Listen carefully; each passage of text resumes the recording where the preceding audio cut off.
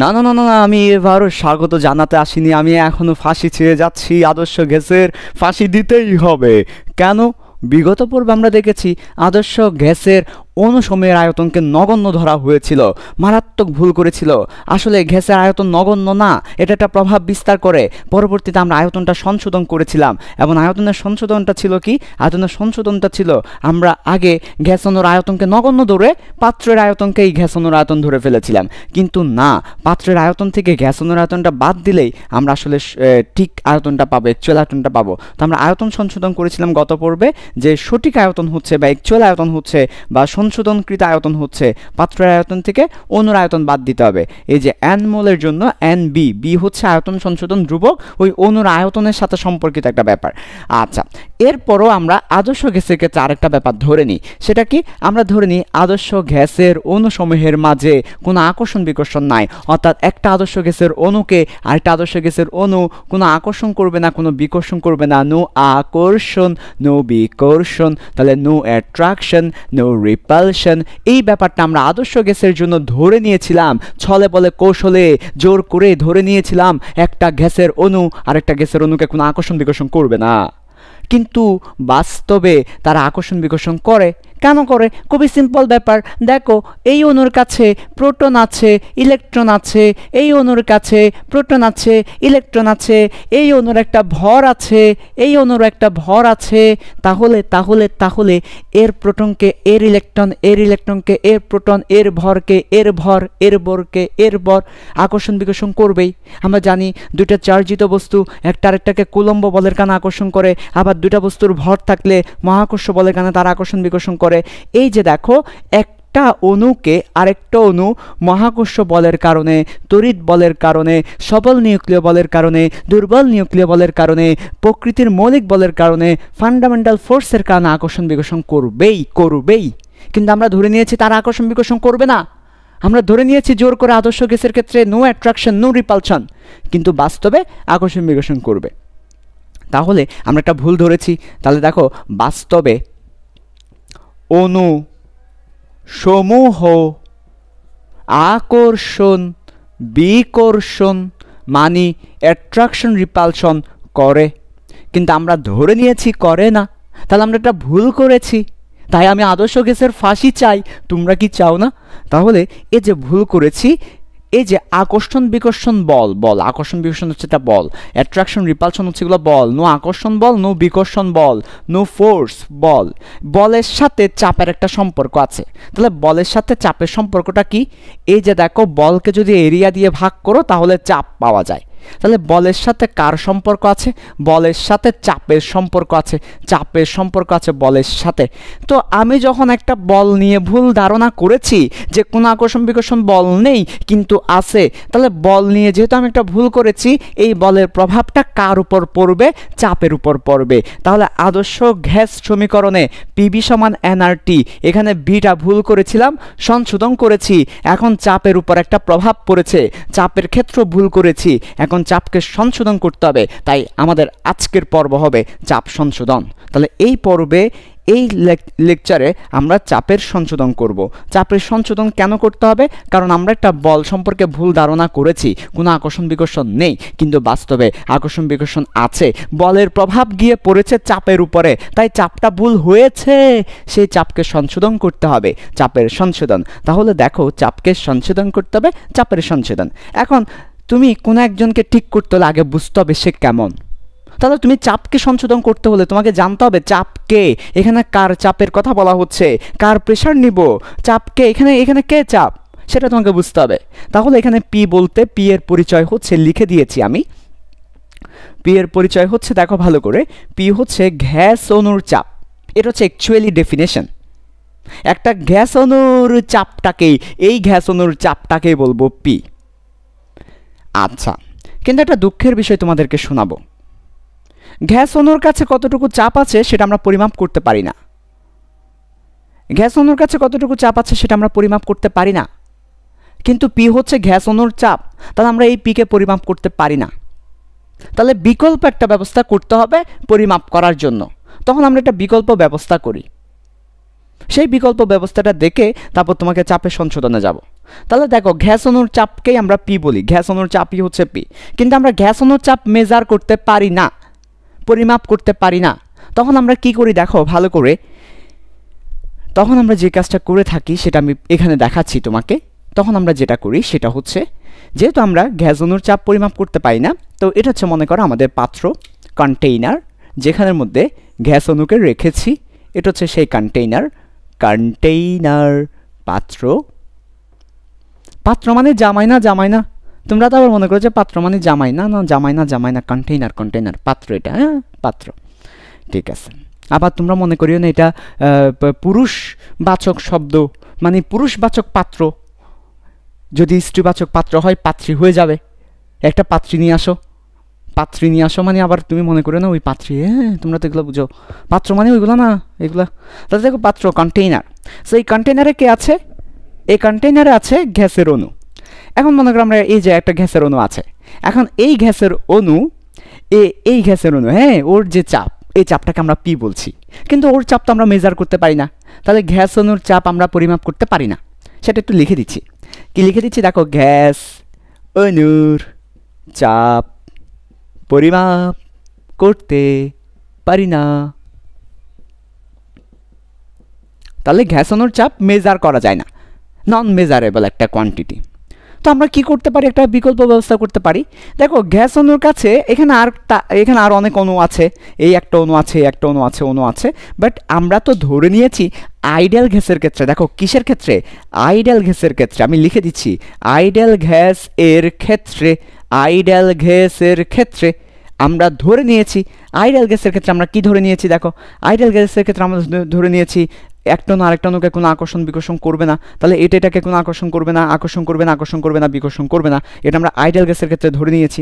তাহলে একটা অণু তার কাছে যেই চাপ থাকবে সম্পূর্ণ চাপ দিয়ে সে দেয়ালে একটা আঘাত করবে, কারণ আমরা জানি প্রত্যেকটা অণু দেয়ালের সাথে সংঘর্ষে লিপ্ত হয়, দেয়ালের সাথে সংঘর্ষে লিপ্ত হয়, দেয়ালের সাথে সংঘর্ষে লিপ্ত হয়, আবার নিজেদের মধ্যে একটা সংঘর্ষে লিপ্ত হয়। বাট নিজেদের মধ্যে সংঘর্ষে লিপ্ত হলেও তাদের কোনো এনার্জি লস হয় না, আমরা সেটা ধরে নিয়েছিলাম। তাহলে এখানে অণু তার সব চাপ বা সব বল কোথায় দিবে, দেয়ালের উপর দিবে। আমরা চাপ না বলে বল বলছি যাতে তোমরা ভালো বুঝতে পারো, বল মানে ধাক্কা, কারণ চাপ আর বলের মধ্যে পার্থক্যটা কি জানো, এই যে দেখো, এই যে দেখো একক ক্ষেত্রফলে দেয়ালের একক ক্ষেত্রফলে, দেয়ালের একক ক্ষেত্রফলে, একক ক্ষেত্রফলে যেই বলটা দিবে, যেই ধাক্কাটা দিবে, ধাক্কা মানে বল, একক ক্ষেত্রফলে যে ধাক্কা দিবে সেটাই হচ্ছে চাপ। চাপ মানে হচ্ছে একক ক্ষেত্রফলে ধাক্কা, একক ক্ষেত্রফলে ধাক্কাকে বলছি চাপ। তাহলে একক ক্ষেত্রফলে যেই ধাক্কাটা দিবে সেটা চাপ। তো আমরা তাই চাপ না বলে সবসময় ধাক্কা বা বল বলবো, কেমন? তো ধাক্কা বা বল বললে তোমরা বুঝে নিবে একক ক্ষেত্রফলে যদি হয় তাহলে সেটা চাপ হয়ে যাবে। তাহলে দেখো এই অণুকে যেহেতু আর কেউ আকর্ষণ বিকর্ষণ করছে না, তাই সে তার সম্পূর্ণ ধাক্কাটা দেয়ালের উপর গিয়ে দিবে। আমার কাছে মনে করো 100 নিউটন শক্তি আছে, আমার সব শক্তি দিয়ে আমি দেয়ালে ধাক্কা দিব। এখন দেয়াল কোথায় রে? ও দেয়াল দূরে আছে, তোমরা দেখবে না। তাহলে আমার সব শক্তি দিয়ে আমি এখন দেয়ালের উপর ধাক্কা দিলাম, ঠিক আছে? এই তো, তাহলে ওই অণুর কাছে মনে করো 100 নিউটন শক্তি আছে, শক্তি না 100 নিউটন বল আছে, এই 100 নিউটন পুরোটাই সে দেয়ালের উপর দিয়ে দিবে, কারণ এখানে তো আর কোনো আকর্ষণ বিকর্ষণ নাই। তাহলে আইডিয়াল গ্যাসের ক্ষেত্রে নো অ্যাট্রাকশন রিপালশন হওয়ার কারণে, কোনো আকর্ষণ বিকর্ষণ না থাকার কারণে, আকর্ষণ বিকর্ষণ না থাকার কারণে, নো অ্যাট্রাকশন বিকর্ষণ, ঠিক আছে, অ্যাট্রাকশন রিপালশন না থাকার কারণে গ্যাস অণু সবটুকু ধাক্কা দেয়ালের উপর দিবে, সবটুকু ধাক্কা দেয়ালের উপর দিবে, দেয়ালের উপর দিবে। আমার সবটুকু ধাক্কা আমি দিয়েছি তোমায়, ঠিক আছে, সবটুকু ধাক্কা দেয়ালের উপর দিবে। ওকে, তাহলে এই যে আইডিয়াল গ্যাসের ক্ষেত্রে অ্যাট্রাকশন রিপালশন না থাকার কারণে গ্যাস অণু সবটুকু ধাক্কা দেয়ালের উপর দিয়ে দিবে। তাহলে আমরা তো গ্যাস অণুর চাপ মেজার করতে পারি না, গ্যাস অণুর ধাক্কা মেজার করতে পারি না, মানে চাপ, গ্যাস অণুর কাছে কতটুকু চাপ আছে সেটা মেজার করতে পারি না। আমরা যেটা মেজার করতে পারি সেটা হচ্ছে দেয়ালের ধাক্কাটা মেজার করতে পারি, দেয়ালের উপর কতটুকু চাপ দিচ্ছে সেটা আমরা মেজার করতে পারি। দেয়ালে একটা গ্যাস সিলিন্ডারের দেয়ালে কেমন চাপ অনুভূত হচ্ছে এই দেয়ালের চাপ আমরা মেজার করতে পারি, গ্যাস অণুর কাছে কতটুকু চাপ আছে সেটা মেজার করতে পারি না। তাহলে আমরা এই দেয়ালের ধাক্কা বা দেয়ালের চাপগুলোকে হিসেব করে আমরা ওইটাকে পি বলি। যেহেতু এখানে গ্যাস অণুর কাছে যা আছে সবটাই সে দেয়ালের উপর দিচ্ছে, তাহলে গ্যাস অণুর চাপ ইজ ইকুয়াল টু দেয়ালের চাপ। তাহলে গ্যাস অণুর চাপ আমরা মেজার করতে পারি না, তাই আমরা পাত্রের দেয়ালে গ্যাস অণু যে চাপ দেয় সেটা মেজার করি। তাহলে আইডাল গ্যাসের ক্ষেত্রে এখানে অন্য কোনো চাপ না থাকার কারণে আইডাল গ্যাসের ক্ষেত্রে পাত্রের দেয়ালে গ্যাস অণুর যে চাপ দেয় সেটাকে আমরা পি বলি। তো আমরা আমাদের বিগত পর্বে আমরা পি সমান লিখেছিলাম পাত্রের দেয়ালে গ্যাস অণু যে চাপ দেয়, কিন্তু এটা আসলে অ্যাকচুয়াল না, এটা হচ্ছে অ্যাকচুয়ালটা হবে গ্যাস অণুর চাপ। আমরা গ্যাস অণুর চাপ মেজার করতে পারি না দেখে গ্যাস অণু যেহেতু তার সবটুকুই পাত্রের উপর দিচ্ছে, তাই আমরা আইডাল গ্যাসের ক্ষেত্রে পাত্রের যে দেয়ালে যে চাপ দিচ্ছে সেটা মেজার করি। কিন্তু যদি আইডাল গ্যাসের ক্ষেত্রে তো বললাম ব্যাপারটা, তো অ্যাট্রাকশন রিপালশন না থাকার কারণে সবটুকুই সে দেয়ালের উপর দিচ্ছে, কিন্তু একটা ভুল করেছি, আমরা ধরে নিয়েছি অ্যাট্রাকশন রিপালশন নেই, কিন্তু বাস্তবে দেখা যাচ্ছে তাদের মধ্যে আকর্ষণ বিকর্ষণ বল আছে। তাহলে অ্যাট্রাকশন রিপালশন থাকার কারণে তাহলে গ্যাস অণু তার সবটুকু চাপ দেয়ালের উপর দিবে না। এখানে একটা ভুল হয়েছে, এই যে একটা ভুল আছে এখানে। তাহলে এখন আমাদেরকে কি করতে হবে? চিন্তা করো। এখন আমাদেরকে এই আকর্ষণ বিকর্ষণ বলটা কাউন্ট করতে হবে। যেহেতু তাদের মধ্যে একটা আকর্ষণ বিকর্ষণ বল আছে সেটা কাউন্ট করতে হবে। সেটা কাউন্ট করে তারপর আমাদেরকে দেখতে হবে দেয়ালের উপর অ্যাকচুয়ালি কী পরিমাণ চাপ দিচ্ছে, তারপর আমরা সেটা মেজার করতে পারবো। বোঝাতে পেরেছি? তাহলে আসো সেই ব্যাপারটা আমরা ফিল করব, সেটা আমরা তোমাদেরকে দেখাবো, এই ভুলটা তোমাদেরকে দেখাবো। তাহলে আমি আরেকবার বলি, আমি এতক্ষণ কি পড়িয়েছি সেটা আরেকবার ক্লিয়ার করি। আমি এতক্ষণ তোমাদেরকে শুধু পি এর পরিচয়টা ক্লিয়ার করেছি। পি হচ্ছে অ্যাকচুয়ালি গ্যাস অণুর চাপ, বাট আমরা গ্যাস অণুর চাপ মেজার করতে পারি না, গ্যাস অণুর চাপ পরিমাপ করতে পারি না। তাই আসলে আইডাল গ্যাসের ক্ষেত্রে অন্য কোনো আকর্ষণ বিকর্ষণ না থাকায় সবটুকু বল সে কোথায় দিচ্ছে? দেয়ালের উপর দিচ্ছে। তাই আমরা দেয়ালের উপর যে চাপ দিচ্ছে ওটাকেই গ্যাস অণুর চাপ বলি। এটা হচ্ছে আমাদের আইডাল গ্যাসের জন্য ডেফিনেশন। কিন্তু বাস্তবে তো কিছুটা সমস্যা হয়েছে আমাদের আকর্ষণ বিকর্ষণ নিয়ে। এখন বাস্তবে কী হবে সে ব্যাপারটা দেখব আমরা। ওকে আসো, বাস্তবে কী হয়েছে সেটা দেখব। তাহলে বাস্তবে কি হবে সেটা একটু দেখব আমরা। মনোযোগ দাও সবাই, খুব ইম্পর্টেন্ট, বাস্তবে কি হয়েছে সেটা দেখতে হবে, তারপর আমরা আসলে আসতে পারবো এই ব্যাপারে।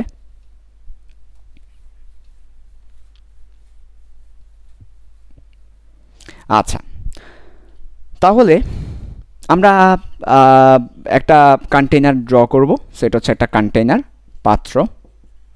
কন্টেইনার বা পাত্র। পাত্রের মধ্যে তোমার কি থাকবে? পাত্রের মধ্যে গ্যাস অণু থাকবে। মনে করো একদম দেয়ালের খুব কাছাকাছি একটা গ্যাস অণু আঁকলাম, একটু পরে সে দেয়ালে একটা ধাক্কা দিবে। সো এই গ্যাস অণুটা দেয়ালে একটা ধাক্কা দিবে সে।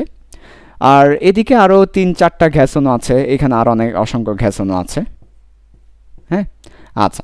তো এখন একটা মজার ব্যাপার হচ্ছে কি, আমরা ধরে নিচ্ছি কোনো আকর্ষণ বিকর্ষণ নাই, কিন্তু আসলে তাদের মধ্যে কুলম্ব বলের কারণে, মহাকর্ষ বলের কারণে, বিভিন্ন বলের কারণে একটা ইন্টারমলিকুলার অ্যাট্রাকশন রিপালশন ফোর্স কাজ করে, একটা আন্তঃআণবিক আকর্ষণ বিকর্ষণ বল কাজ করে। ফলে দেখো এই যে এই অণুটাকে এই অণু একটা আকর্ষণ করবে, এই অণু আকর্ষণ করবে, এই অণু আকর্ষণ করবে, এই অণু আকর্ষণ করবে, এই অণুটা আকর্ষণ করবে, এই অণুটা আকর্ষণ করবে। প্রত্যেকটা অণুই তাকে মোটামুটি হালকা পাতলা হলেও আকর্ষণ করবে, একটা এই সাইড একটা তাকে আকর্ষণ করবে। আবার এদিকে যদি কোনো অণু থাকে সেটাও তাকে একটা আকর্ষণ বিকর্ষণ করবে, দেয়ালের সাইডে যারা আছে তারাও তাকে আকর্ষণ বিকর্ষণ করবে। তো ম্যাক্সিমাম দেখো আমরা ঠিক কোন মুহূর্তে নিচ্ছি, যখন সে দেয়ালে ধাক্কা দিচ্ছে ওই মুমেন্টে নিচ্ছি, তার মানে সে একেবারে দেয়ালের সাথে লেগে গিয়েছে। ফলে দেয়ালের পাশে তাকে আকর্ষণ করার জন্য অণু কম, একটা বা দুইটা থাকবে, বেশিরভাগ অণু তার পেছনের দিকে থাকবে। অর্থাৎ ব্যাপারটা হচ্ছে এইভাবে, আমি কাউকে ধাক্কা দেওয়ার জন্য দৌড়ায় যাচ্ছি, আমাকে পেছনের দিক থেকে 5-6 জন টেনে ধরেছে, আমাকে পেছনের দিক থেকে 5-6 জন টেনে ধরেছে। ফলে আমি আগে যে পরিমাণ ধাক্কা দিতে পারতাম এখন সে পরিমাণ ধাক্কা দিতে পারবো না। তাহলে দেখো আমি যাচ্ছিলাম ধাক্কা দেওয়ার জন্য, আমার 100 নিউটন আছে, 100 নিউটন দিয়ে আমি ধাক্কা দিব, কিন্তু পেছন থেকে আমাকে যখন টেনে ধরবে, ম্যাক্সিমামই পেছন দিক থেকে টেনে ধরেছে, সামনের দিকে কম আছে, ম্যাক্সিমামই পেছনের দিক থেকে টেনে কেন ধরবে? কারণ আমি দেয়ালের পাশে চলে গেছি সেই জন্য। তাহলে আমাকে পেছনের দিক থেকে অণুরা টেনে ধরেছে। ফলে আমি আগে যেই বলে ধাক্কা দিতে পারতাম পেছনের দিকে টেনে ধরাই ওই পরিমাণ বলে ধাক্কা দিতে পারবো না। তাহলে দেখো আমি এই যে দেখো ভালো করে, এই অণুটাকে টেনে ধরেছে পেছনের দিকে এরা, তো এদের সবার যদি লব্ধি নিই, এ সবগুলো আন্তানবিক বলের লব্ধি নিলে তাহলে আন্তানবিক সবগুলো বলের লব্ধিটা মনে করো এই বরাবর কাজ করতেছে, এটা হচ্ছে আন্তানবিক বলের লব্ধি। তাহলে দেখো আমি আগে আমার কাছে 100 নিউটন ছিল, গ্যাস অণুর কাছে 100 নিউটন ছিল মনে করো। তাহলে গ্যাস অণু আমি যদি আলাদাভাবে সেই ব্যাপারটা দেখাই তোমাকে, আর আলাদা একটা কন্টেনারে এই ব্যাপারটা অ্যানালাইসিস করে দেখাই। গ্যাস অণুর কাছে 100 নিউটন ছিল, এখন 100 নিউটনের মধ্যে সে দেয়ালে একটা ধাক্কা দিবে, দেয়ালে সে ধাক্কা দিবে, দেয়ালে চাপ ধাক্কার পর আমি বললামই ধাক্কা চিন্তা করে নাও, পরে সেটাকে চাপে কনভার্ট করে নিবে। এখন তাকে আন্তঃআণবিক আকর্ষণের কারণে অপোজিট দিকে মনে করো তাকে 20 নিউটনের টানছে। এই যে আন্তঃআণবিক সবগুলো অণু যে টানছে তাকে, এই আন্তঃআণবিক অ্যাট্রাকশন বা আকর্ষণ, এটার মান 20 নিউটন মনে করো। তাহলে তার কাছে ছিল 100 নিউটন, সে 100 নিউটনের দেয়ালে ধাক্কা দিত, এখন তাকে পেছনের দিকে টেনে ধরায় সে 100 নিউটন আর ধাক্কা দিতে পারবে না, 20 নিউটন কমে যাবে। এই যে 20 নিউটনে তাকে টেনে ধরছে, তাহলে সে এখন ধাক্কা দিতে পারবে কত? এখন 100 ছিল, 20 এদিকে মাইনাস হয়ে গেছে, তাহলে এখন সে ধাক্কা দিতে পারবে, এখন সে ধাক্কা দিতে পারবে কত? 80 নিউটনে সে ধাক্কা দিতে পারবে। আগের মতো না, তার 100 ছিল কিন্তু 20 কি হয়েছে? 20 চলে গেছে, তাহলে সে এখন আর ধাক্কা দিতে পারবে কত? 80 নিউটনে ধাক্কা দিতে পারবে। এই ব্যাপারটা কি বুঝছো? তাহলে মনে করো অণুর কাছে 100 নিউটন ছিল, কিন্তু আন্তঃআণবিক আকর্ষণ আন্তঃআণবিক আকর্ষণ ইন্টারমলিকুলার অ্যাট্রাকশন, ঠিক আছে? আন্তঃআণবিক আকর্ষণ 20 নিউটন হওয়ায় এখন তার কাছে আছে 80 নিউটন, সে এটা দিয়ে দেয়ালে ধাক্কা দিবে। তো এই ব্যাপারটাকে এভাবে ফিল করা যায়, এভাবে চিন্তা করা যায় এই ব্যাপারটাকে। সো এই ব্যাপারটাকে এভাবে আমরা ফিল করতে পারি। ভালো করে খেয়াল করো, একটা অণুর কাছে 100 নিউটন ছিল, এটা দুইভাবে খরচ হয়ে গেছে। একটা আন্তঃআণবিক বিকর্ষ, এই যে তাকে যেদিকে টানছে এদিকে টানছে, ফলে সে সামনের দিকে যাচ্ছে, তাহলে ওর সাথে একটা যুদ্ধ করে 20 নিউটন খরচ করে সে সামনে যাচ্ছে। ওকে 20 নিউটনে টানছে, সে যদি 20 নিউটন খরচ করে তাহলে এটাকে ক্যান্সেল করতে পারবে, সে সামনে যাচ্ছে। তাহলে তার এখানে 20 নিউটন খরচ হয়েছে, আর বাকি 80 নিউটন দিয়ে সে ধাক্কা দিবে। তাহলে 100 ছিল, 20 খরচ হয়েছে, আর 80 নিউটন দিয়ে ধাক্কা দিবে। আচ্ছা, তাহলে এখানে আমরা এটাকে যদি ম্যাথমেটিক্যালি এক্সপ্রেস করতে চাই, তাহলে অণুর কাছে ছিল 100, আন্তঃআণবিক 20, দেয়ালে দিচ্ছে 80, তাহলে দেয়ালে যা দিচ্ছে এবং আন্তঃআণবিক যা, এই দুটোকে যোগ করলে অণুর কাছে কত ছিল সেটা পাওয়া যাবে। তাহলে আমরা এখান থেকে বলতে পারি পি অণু সমান হচ্ছে পি পাত্র প্লাস পি তাহলে পি অণু ইজ ইকুয়াল টু পি পাত্র প্লাস পি তাহলে অণুর কাছে যেটা ছিল সেটা হচ্ছে এই পাত্রের কাছে যেটা দিয়েছে 80 এবং আন্তঃআণবিক আকর্ষণ বল যেটা, এই দুটার যোগফল। তাহলে পি অণু সমান হচ্ছে পি পাত্র প্লাস পি আচ্ছা, তাহলে এইটুকু কি সবাই ক্লিয়ার যে অণুর কাছে যেটা ছিল সেটা সে পাত্রে যেটা দিবে এবং আন্তঃআণবিক আকর্ষণ বল এই দুটোকে যোগ করলে সেটা পাওয়া যাবে। তোমরা আবার এখানে অনেকে বলতে পারো ভাইয়া এটা একদিকে এটা আরেক দিকে, এটা ব্যাপারটা কেমন? আমি তোমাকে ব্যাপারটা বুঝাইছি, এখানে তুমি লব্ধি নিতে পারবা না, এটা কিন্তু লব্ধি না ভাই, এখানে লব্ধি নিও না। এখানে যদি তুমি লব্ধি নাও হবে না, অনেকে বলবে ভাইয়া এদিকে 80 এদিকে 20, তাহলে লব্ধি নিলে তো 60 হয় বিপরীত দিকে। না না, এখানে লব্ধি নিব না, লব্ধি আসবে না, এখানে লব্ধি নয়, বরঞ্চ এখানে ব্যাপারটা ফিল করতে হবে এভাবে, আমার কাছে 100 ছিল, আমি 20 দিয়ে দিয়েছি, আমার কাছে আর 80 আছে। 100 ছিল 20 দিলাম 80 আছে, 100 ছিল 20 দিলাম 80 আছে, 100 ছিল 20 দিলাম 80 আছে। যদি এই 20টা না থাকতো তাহলে আমি 100 দিয়েই তাকে আঘাত করতাম, এই 20 থাকার কারণে এখন 80 দিয়ে আঘাত করছি। এইভাবে ব্যাপারটা ফিল করতে হবে, এখানে লব্ধি আসবে না, তাই আমি ক্রস দিয়েছি, রেজাল্টেন্ট নেওয়া যাবে না, এটা রেজাল্টেন্টের ব্যাপার না। রেজাল্টেন্ট কখন নিই আমরা? আমার উপর যদি দুইজনে ঘুষি মারে তখন রেজাল্টেন্ট নিই, এখন তো আমার উপর কেউ ঘুষি মারছে না, আমি নিজেই ধাক্কা দিচ্ছি, তাহলে এখানে রেজাল্টেন্ট আসবে না। ঠিক আছে, এই কনফিউশনগুলো ক্লিয়ার করতে হবে। আচ্ছা, তাহলে এইটুকু আমরা বুঝতে পেরেছি যে পি অণুর কাছে যে চাপ সেটা আমরা পাবো পাত্রে সে যেটা দিয়ে দিচ্ছে এবং আন্তঃআণবিক আকর্ষণ বল। তো আমরা আগেই বলেছি অণুর কাছে কতটুকু চাপ আছে সেটা আমরা মেজার করতে পারি না। আমরা যেটা মেজার করতে পারি সেটা হচ্ছে পাত্রের দেয়ালে সে কতটুকু চাপ দিচ্ছে সেটা, এবং আমরা যেটা মেজার করতে পারি সেটা হচ্ছে ইন্টারনাল এনার্জি অর্থাৎ ইন্টারনাল ফোর্স, আন্তঃআণবিক আকর্ষণ বল আমরা মেজার করতে পারি। তাহলে আমরা পি আ এবং পি পাত্র মেজার করতে পারি, আমরা পি অণু মেজার করতে পারি না। কাজে আমরা এই দুইটা মেজার করে এটা বের করব। বুঝাতে পেরেছি? আচ্ছা ঠিক আছে, এখন পি আ আমাকে বের করতে হবে। পি আ কত সেটা বের করতে হবে। পি পাত্র হচ্ছে কি? পি পাত্র হচ্ছে এই যে আইডেল গ্যাসের ক্ষেত্রে এটাই আমরা পি পাত্র ধরে নিয়েছিলাম, যে আইডেল গ্যাসের ক্ষেত্রে এই পিটাই হচ্ছে পি পাত্র। কাজেই এই পিটাই হচ্ছে এখানে বসাই দেব। পি পাত্র হচ্ছে পি, প্লাস তার সাথে আরও কিছু অ্যাড করতে হবে। আমরা তো বলেছি যে আমরা পি ধরেছিলাম কি? কাকে পি ধরেছিলাম? আমরা গ্যাসের অণুর চাপকে পি ধরেছিলাম। তো আসলে আমরা যেটা করছি সেটা হচ্ছে পি অণুর চাপ সমান পি পাত্র ধরে নিয়েছিলাম, রাইট? এটা ধরে নিয়েছিলাম, আমরা এটা ধরেছি। তাহলে আইডেল গ্যাসের ক্ষেত্রে আমরা অণুর চাপ আর পাত্রের চাপ সমান ধরে নিয়েছিলাম। কিন্তু এখন আমাদের সংশোধন করতে হবে। সংশোধন করার পরে যেটা হবে সেটা হচ্ছে, দেখো,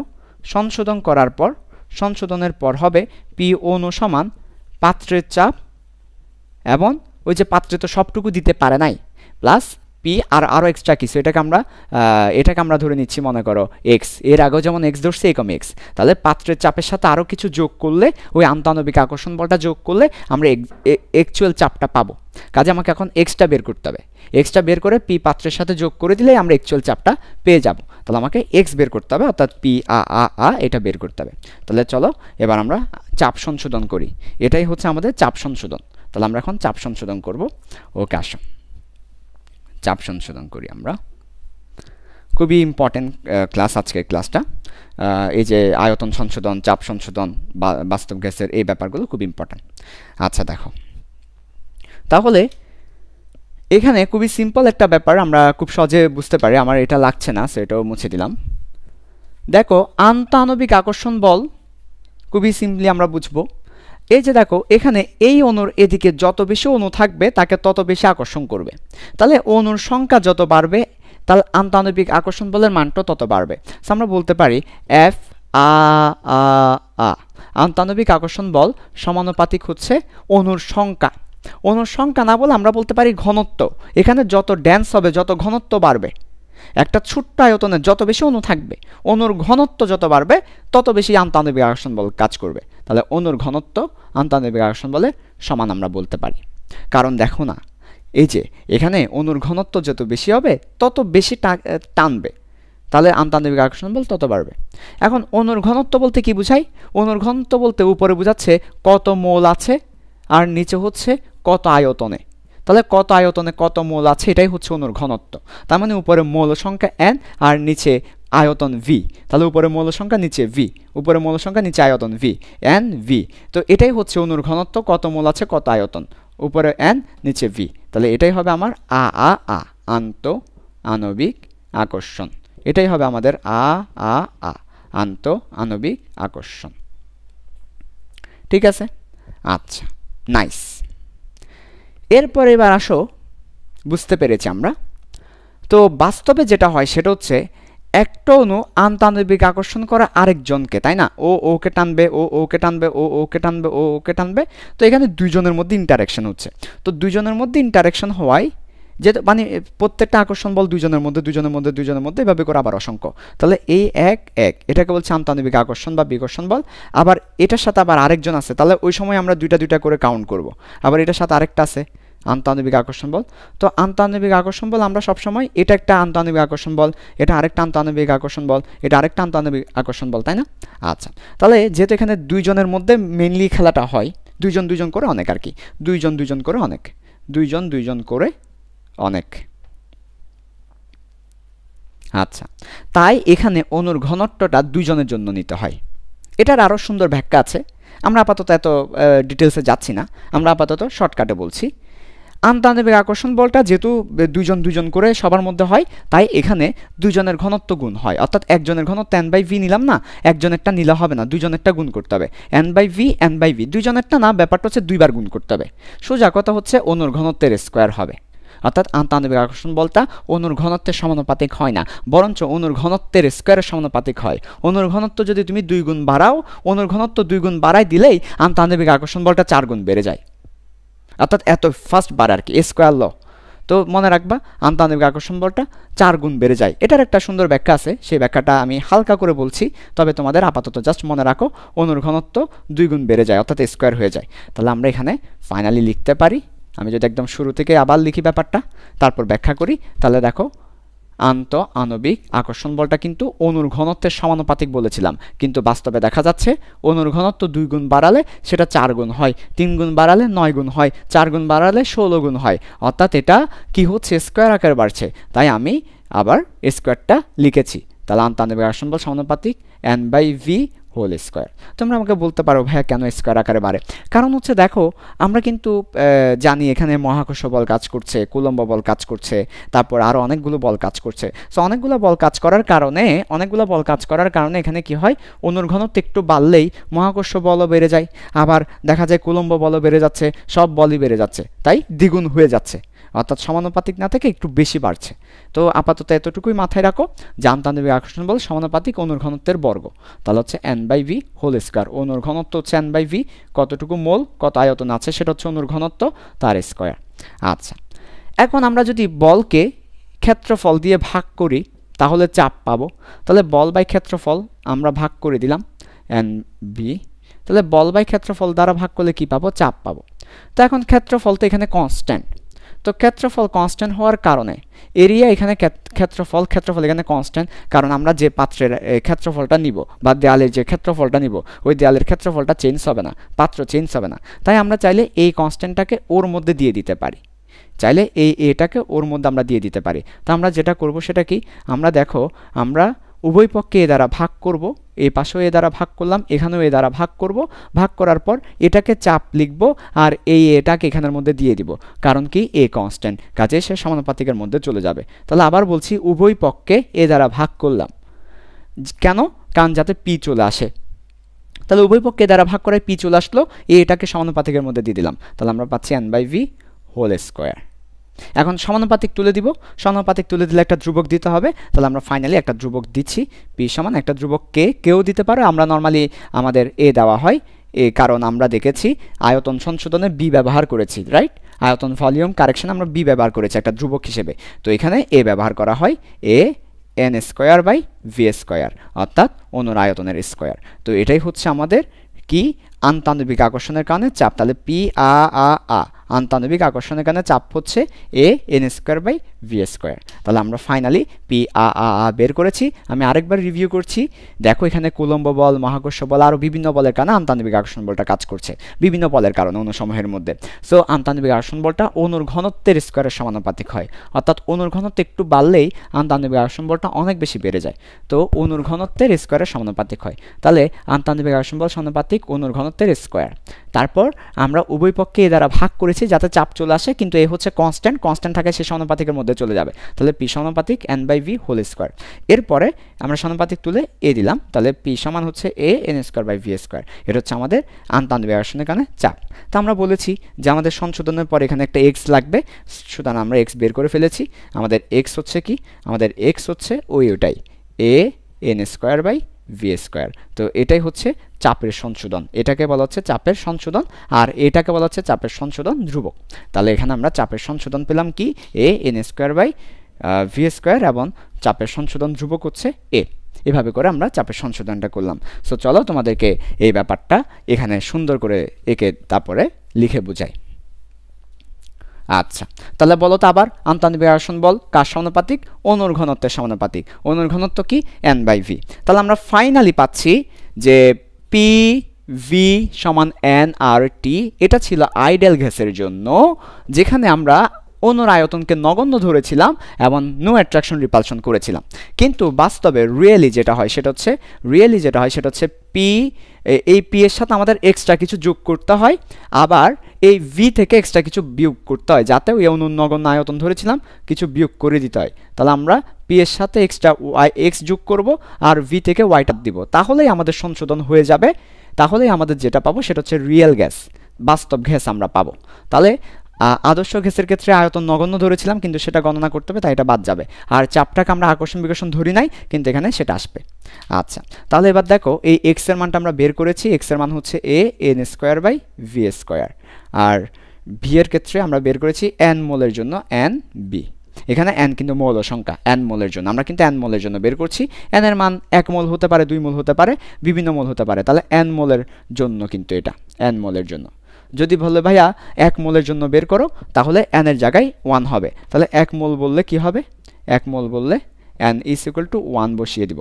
যদি আমাদেরকে 4 মোল বলে, তাহলে n is equal to 4 হবে। 4 মোলের জন্য বাস্তব গ্যাসের সমীকরণ কোনটা হবে? 4 মোলের জন্য বাস্তব গ্যাসের সমীকরণে ওইটা করে দিব।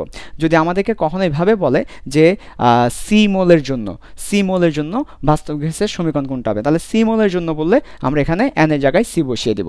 এভাবে করে পরীক্ষায় প্রশ্ন হতে পারে। তো এটা হচ্ছে আমাদের বাস্তব গ্যাস সমীকরণ।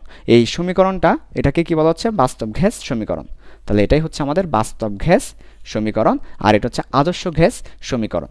তো এই বাস্তব গ্যাস সমীকরণটা যিনি প্রথম লিখেছেন বা বের করেছেন, ওনার নাম ভ্যান ডার ওয়ালস। সো এটাকে বলা হচ্ছে ভ্যান ডার ওয়ালস ইকুয়েশন। তো ভ্যান ডার ওয়ালস ইকুয়েশন অথবা এটাকে বলা হচ্ছে রিয়েল গ্যাস ইকুয়েশন, বাস্তব গ্যাস সমীকরণ। আমরা সেটা প্রমাণ করে দিয়েছি তোমাদেরকে। তো এখানে বেশ কিছু প্রশ্ন আসে, এ কাকে বলবো, বি কাকে বলবো, ওই ব্যাপারগুলো একটু ক্লিয়ার করে দিচ্ছি। কাকে আমরা এ বলবো, কাকে আমরা বি বলবো, এবং এর একক কি, বি এর একক কি, এগুলো পরীক্ষায় প্রায় সময় আসে।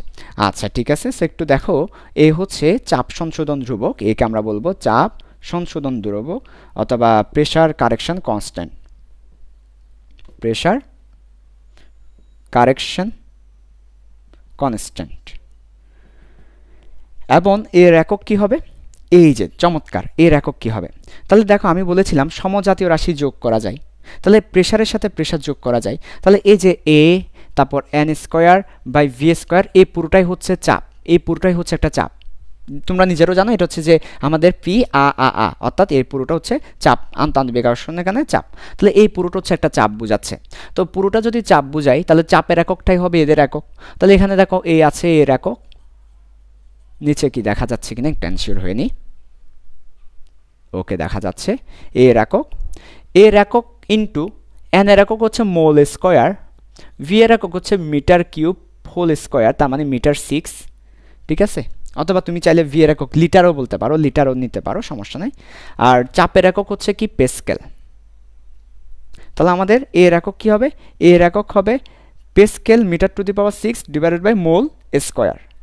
অথবা তুমি যদি লিটারে লিখো আর এটাকে এটিএমে লিখো, তাহলে হবে কি লিটার স্কোয়ার এটিএম। আমরা সেটাও দেখিয়ে দিচ্ছি।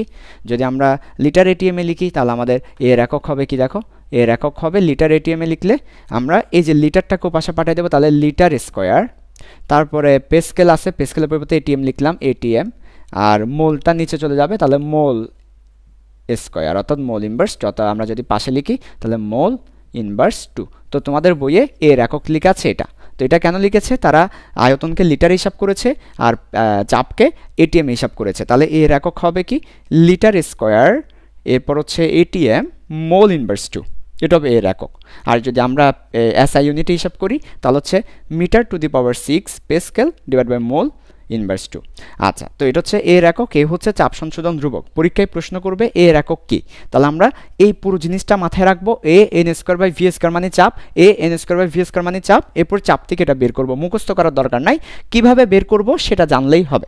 এরপর আমাদের এখানে ভি কি, ভি হচ্ছে আয়তন সংশোধন ধ্রুবক, ভি হচ্ছে আয়তন সংশোধন ধ্রুবক। এবং ভি এর মান আমরা বিগত তোমাদের পর্বে দেখিয়েছি, বি এর এককও বিগত পর্বে বের করে দেখিয়েছি, আয়তন সংশোধন ধ্রুবক, ভলিউম কারেকশন কনস্ট্যান্ট। তার মানে আমাকে এখানে এর এককটা পরীক্ষায় প্রায় সময় আসে, এটা একটু জটিল, বাট তোমরা দেখো কনসেপ্ট ক্লিয়ার থাকলে পারবে। A N square by V square, তো A N square by V square পুরোটাই চাপের একক, তাহলে পুরোটা সমান হবে চাপের একক পেস্কেল অথবা এটিএম, ঠিক আছে? এভাবে করে আমরা বের করতে পারবো। তাহলে বলো তো, এই যে এখানে পি যেটা সেটা আসলে কি অণুর চাপ, অ্যাকচুয়ালি এটা হচ্ছে অণুর চাপ। তো অণুর চাপ মানে হচ্ছে পাত্র, ওই যে পাত্র 80 পেয়েছিল মনে আছে, পাত্র হচ্ছে 80, আর এক্স হচ্ছে কি পি আ, তাহলে এটা হচ্ছে আ, এই আটা কত, আটা হচ্ছে 20, এই 20 এবং 80 মিলে অণুর কাছে 100 ছিল, সেই 100।